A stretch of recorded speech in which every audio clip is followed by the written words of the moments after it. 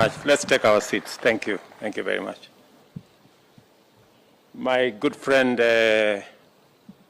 Vice President Valdis Dombrovskis of the EU Commission,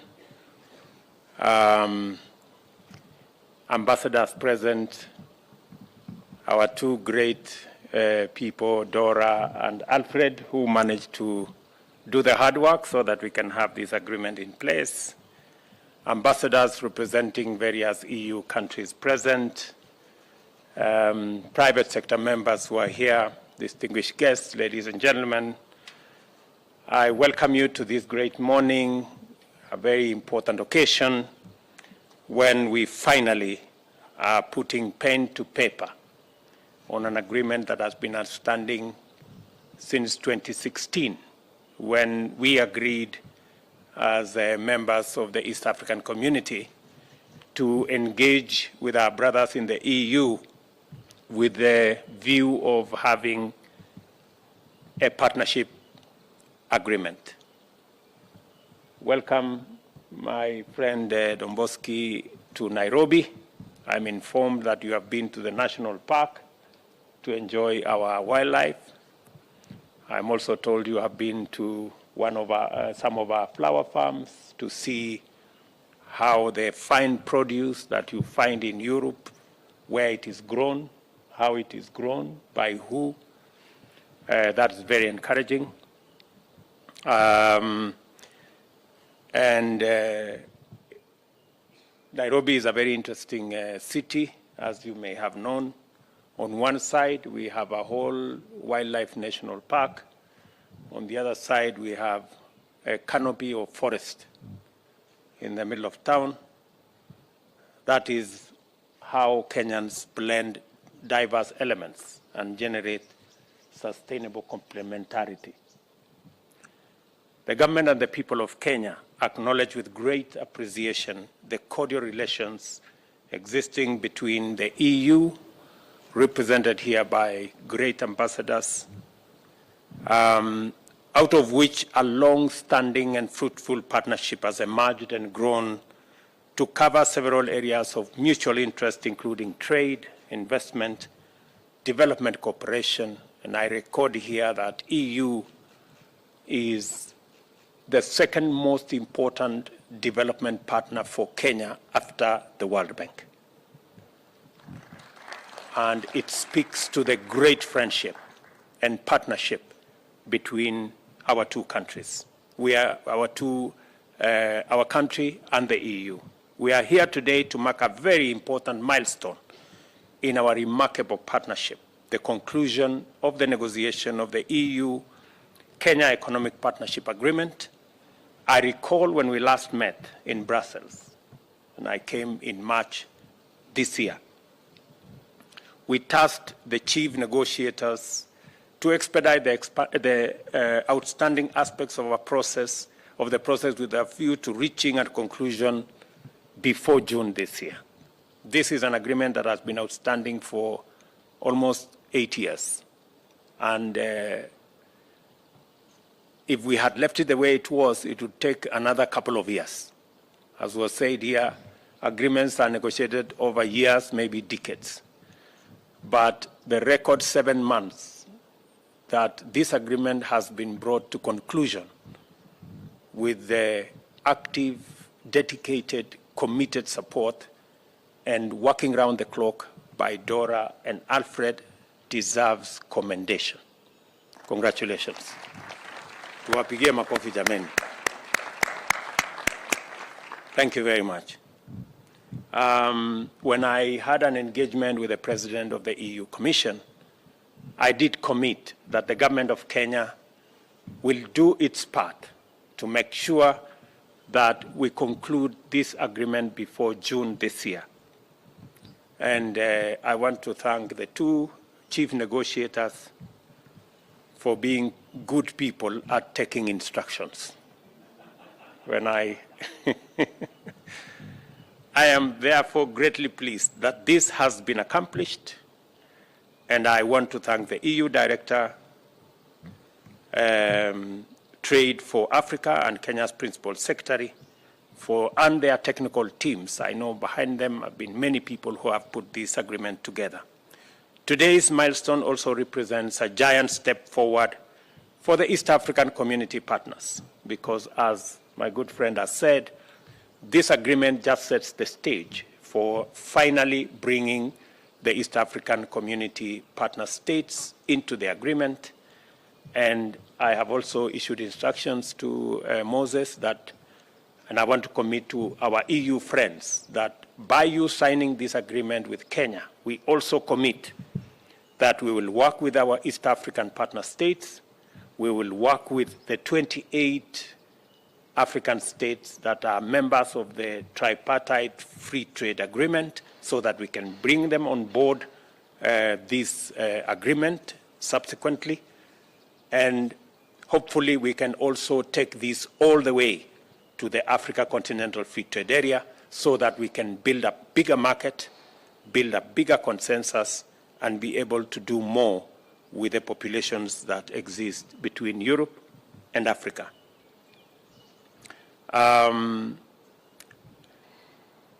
This achievement also represents a fundamental deliverable under the EU-Kenya strategic dialogue, our mechanism for advancing our common strategic interests in trade, investment, peace, and security in our region, and the transition to green energy and the digital economy. It signals our long-term commitment to ensure that farmers, including those in the flour, coffee, tea, fish, peas, and the edible fruits and nuts sector, are assured of a predictable market.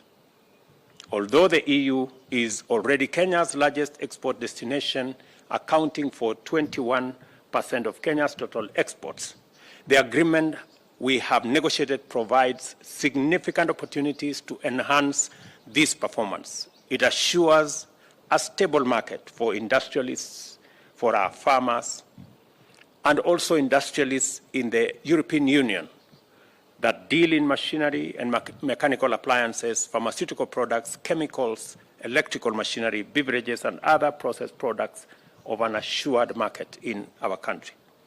Additionally, the agreement will grant Kenyan products immediate duty-free, quota-free entry into the EU from the day it comes into effect. And in recognition of our varied stage of progress along the development journey, products from the EU will progressively receive duty reductions over a period of 25 years. Beyond trade, the agreement is also designed to stimulate investment and manufacturing. Consequently, Kenya is prepared to strengthen its manufacturing sector in order to enhance our exports to EU globally. We are finally ready to take our place as a global player in export-led manufacturing and services. I encourage European companies that import goods from Kenya to invest in value addition here and export finished value-added products out of Kenya. And just to put this in context,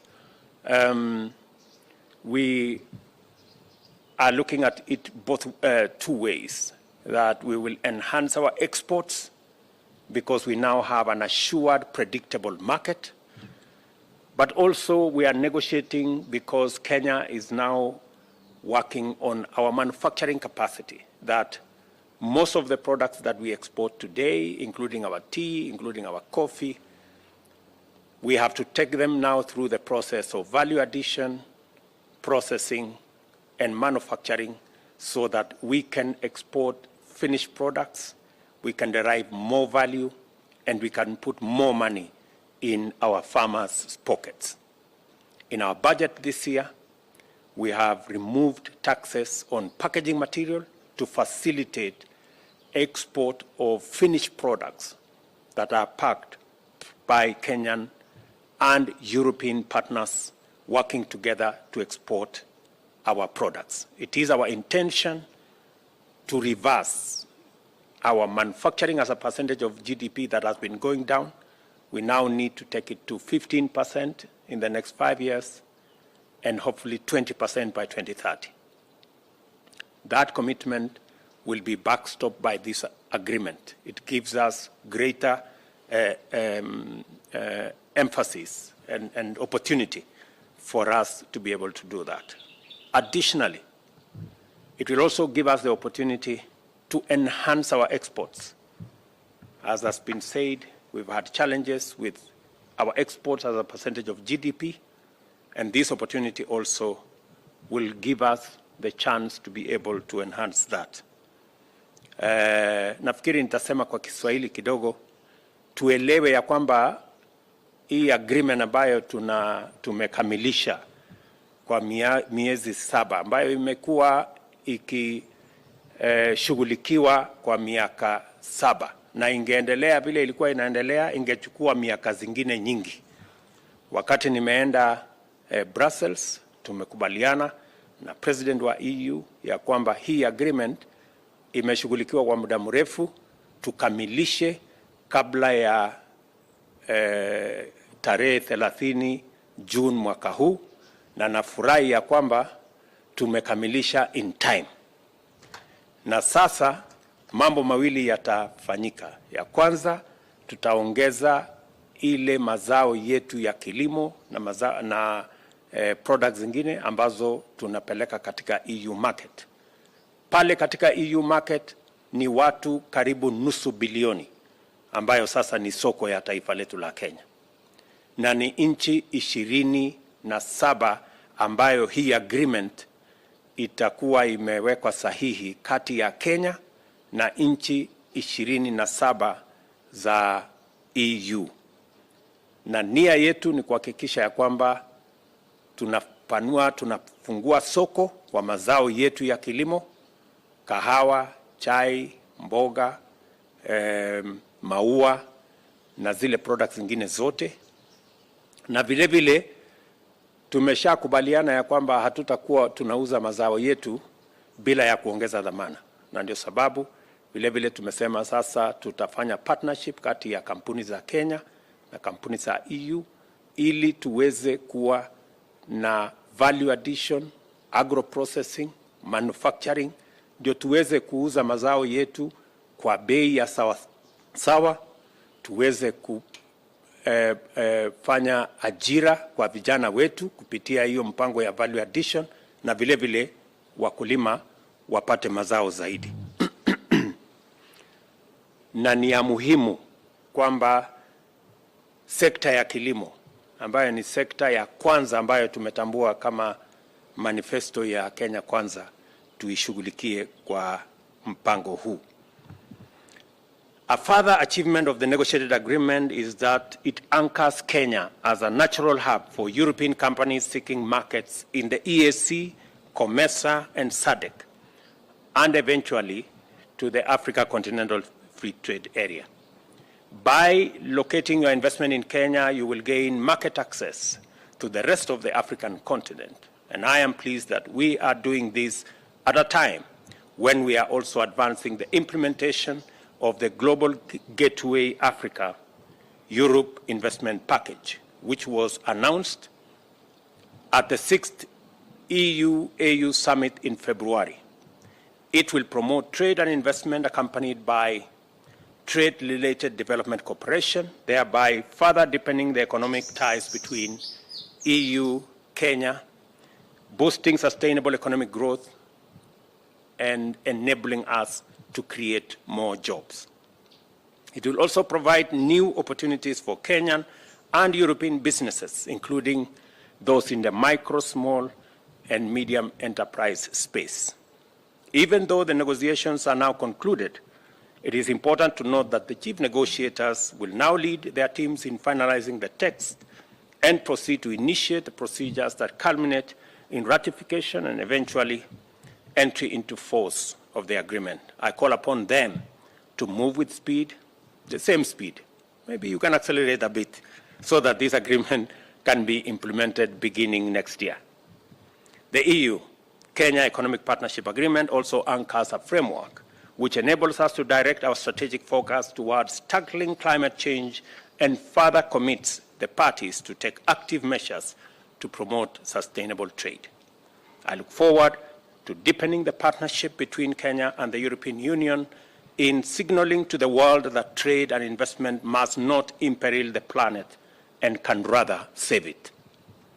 The agreement will facilitate the achievement of Kenya's ambition to transition to the green economy, and we will deepen trade and trade-related policy measures that will create a supportive business ecosystem for Kenyan firms to participate in sustainable global value chains. In addition, Kenya now has further impetus to tap into sustainable global value chains, invest in competitiveness for sustainable manufacture of high-value products, accelerate technology acquisition as well as innovation for product development, widen opportunities available in green finance and investment, and strengthen our framework for export trade, including recalibrating our foreign trade and commercial service sector to align it with emerging export opportunities. Under our bottom-up agenda for economic transformation, we are committed to enhance our manufacturing share as a percentage of GDP and also lift our exports flagship, the county aggregation and industrial parks, to be established in our 47 counties. And already 14 of those county aggregation and industrial parks have already been advertised. The others are on the way, and added on to the ecosystem we want to build around consolidating our products around our county aggregation and industrial parks. We are also establishing at least a market in each of our 290 counties and establishing a market in each of our municipalities in the country. In essence, we have an ecosystem of an extra 400 markets around Kenya that will be used for the consolidation of our products so that traceability, so that value addition, agro-processing can be brought into that ecosystem. And I want to thank the EU for agreeing to partner with us in that space of ensuring that we have an ecosystem that will support our farmers to aggregate their products so that we can engage in value addition, we can do processing, and we can export our products processed and create jobs locally. To facilitate the uptake of opportunities made available under the new agreement, the government remains committed to continuous implementation of the business climate reform agenda and to sustain our position as a continental leader in institutional evolution. For instance, you are aware of the steps we have taken to automate 7,000 government services. I think 5,000 will be complete by the end of this month, to make it much more easier for citizens to access government services and for investors and entrepreneurs to do business with Kenya. I want to thank EU again for the partnership we have in this space of ensuring that technology is centralized in the delivery of our trade and our government services. I therefore wish to call upon you to work with us to sustain our partnership and collaborate in proactively translating the opportunities unlocked by this agreement into tangible outcomes that actualize sustainable development. As I conclude, I wish to reiterate our commitment as the Government of Kenya to continue collaborating with the EU and the private sector as we walk this journey towards building a stronger partnership. I look forward again to a conversation with the EU Parliament later this year.